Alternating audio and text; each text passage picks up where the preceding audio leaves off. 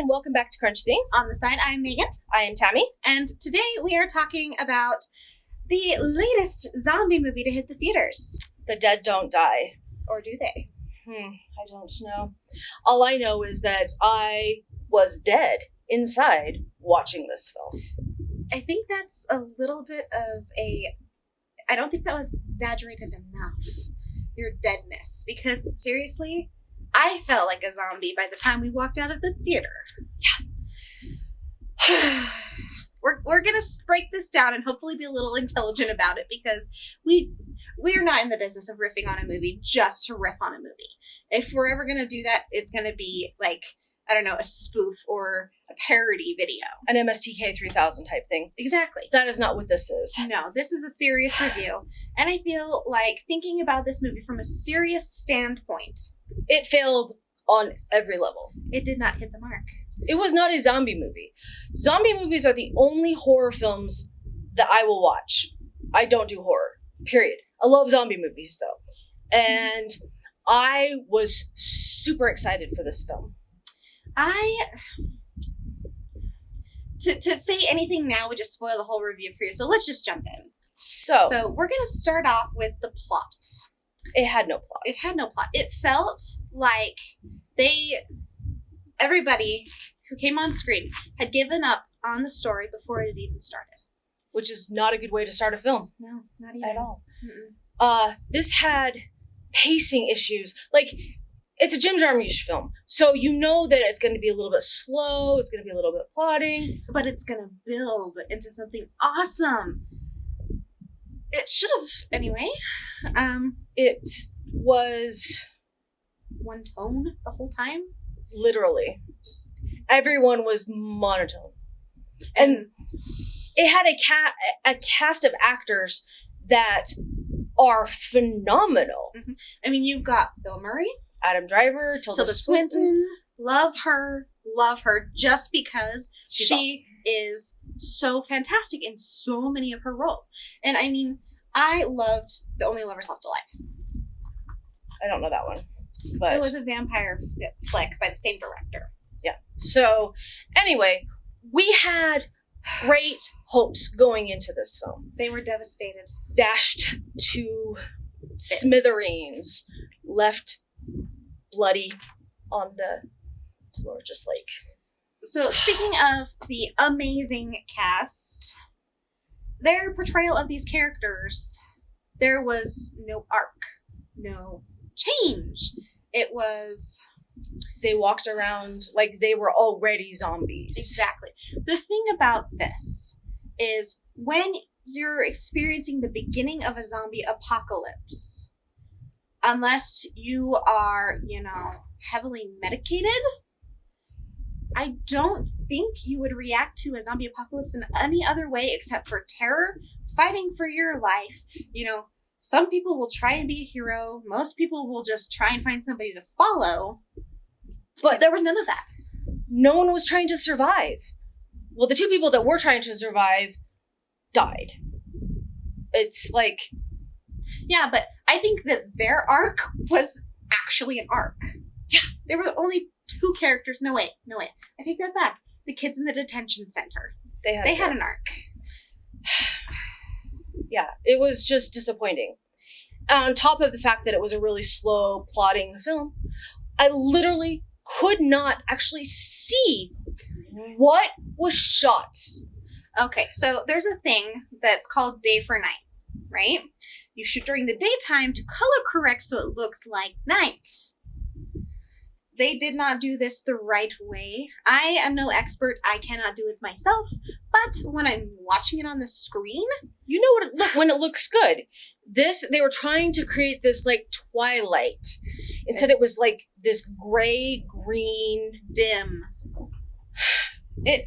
So our The cat... production assistant is... No, she's the AD. Oh, the AD is running around like crazy. She's a little excited. Yeah. She has more excitement in here as we're talking about our review than the movie did. Mm-hmm. And the thing about going back to that day for night thing, they color corrected it in such a way that it almost looked fuzzy. Yeah. Like, I have bad eyesight. I wear contact lenses. She wears glasses or contact lenses. You know, we embrace the fact that we are blind as bats. But you should still actually be able to see the film. I couldn't see the faces. It was just like, it was a strain, and it was that way through the entire thing. Like, it was supposed to have these weird hours because of the environment changing due to climate change and fracking in the poles, but it didn't work because they were trying so hard to be intellectual and have a stance that they forgot they needed a story. There was several moments in there that were enjoyable, that I laughed at, except again, this is kind of one of those recurring themes that we've kind of seen the last couple of months, and the themes we've seen. A movie is more than just moments. It is multiple moments Exactly. over the course of an entire story that we're trying to connect to characters, to story, to something. I've gotten more out of campfire stories growing up as a kid and going camping with my family in the mountains. Because you know when you're getting a campfire story, what you're getting. You're getting like a slow burn but terrifying story. It's going to pay off at some point. Exactly. At this point, it's like they took one of those campfire stories, but they stretched it beyond the point it was palatable.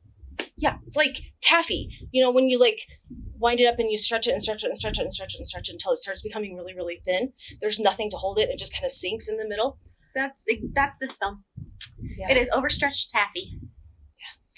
Only it's the Bad Batch where it's like too salty. Yeah. Something. It failed. We're doing a lot of food analogies lately in our reviews. So apparently we're hungry or something like that. Yeah. When it comes to the directing, a couple of choices kind of baffled me. I mean, I understand the director and what he was trying to do, but because he decided to add in fourth wall breaks that didn't fit the rest of the entire thing. They were jarring, took you out of the moment. Out of the story. Exactly. I mean, there's a way to do a fourth wall break. Deadpool would be the epitome of great fourth wall breaks. It's on the pedestal.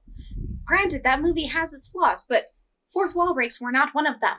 No, this is like a fourth wall break within a fourth wall break, which is like 16 walls. Sorry. I love that. It's a great film. But this had none of that. There was no quotable lines.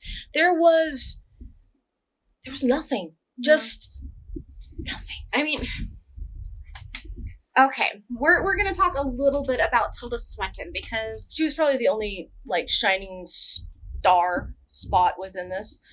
But the way the idea of her character, they could have done a whole film about a character like her and made it very interesting. Oh yeah, she was the most interesting thing on the screen. But that being said, they decided to take it in a weird direction for the sake of being weird. Not for actual story or plot. Exactly. It was just weird. It was one of those, like, honestly, I think if it had been, like, released in the 60s, maybe it would have worked better.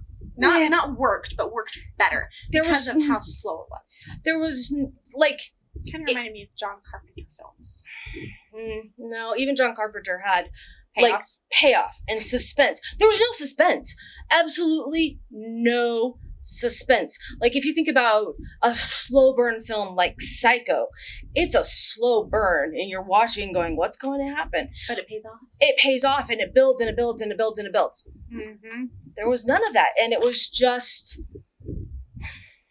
really disappointing and walked out feeling like I had wasted money. And I don't usually do that very often. Mm-hmm. I can at least find some value in a film that I've watched, even if it like didn't float my boat or I found a lot of flaws within it. You can still find something to talk about. Like, for example, a couple of videos ago, we did Dumbo, Tim Burton outing on Dumbo.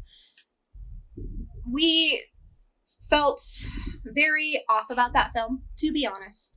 But there was still, like, we were still engaged, even though we could see the plot issues and the film's issues. We were still engaged for the whole film. Halfway through, like, not even halfway, maybe 15 minutes in this film, I turned and looked at Tammy and I'm like, we are so bored. Like, you should not watch a film and be board and literally say it out loud. Mm-hmm. Anyway, I feel like we are totally dunking on this film. We are. But honestly, the only redeemable thing about this film is the kids who are in the detention center and their story arc. And even then, it was barely an arc.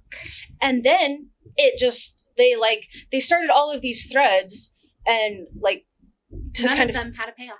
No, there was nothing. I had to come home and do a palate cleanser with a good zombie movie. Zombieland. Shaun of the Dead. You know, good zombie movies. Yeah. Final consensus on this film, because this review is getting pretty long. I think that this, rather than the start of a zombie apocalypse, this felt like the bitter end where everybody had just given up. Yeah. That was it. And it wasn't even like sacrificing or anything like that, like you'd expect from the end of a zombie movie.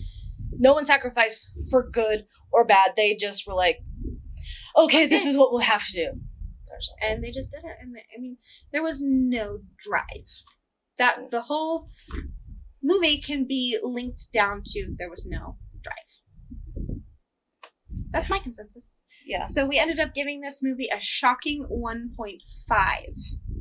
And that's probably being a little generous. It is being generous. So, I mean, we could probably even go down to 1. Probably. Yeah. Not satisfying. Honestly, I think it's a waste of money to go see it in the theater. If you are curious, I would wait till it comes out on TV or in Redbox or on Netflix or one of the streaming services. If it does get picked up, it just, don't bother. Go watch a good zombie movie. Mm-hmm. There are plenty to choose from. So, I think that's it for Dead Don't Die. Don't bother. It's not worth your time or your money.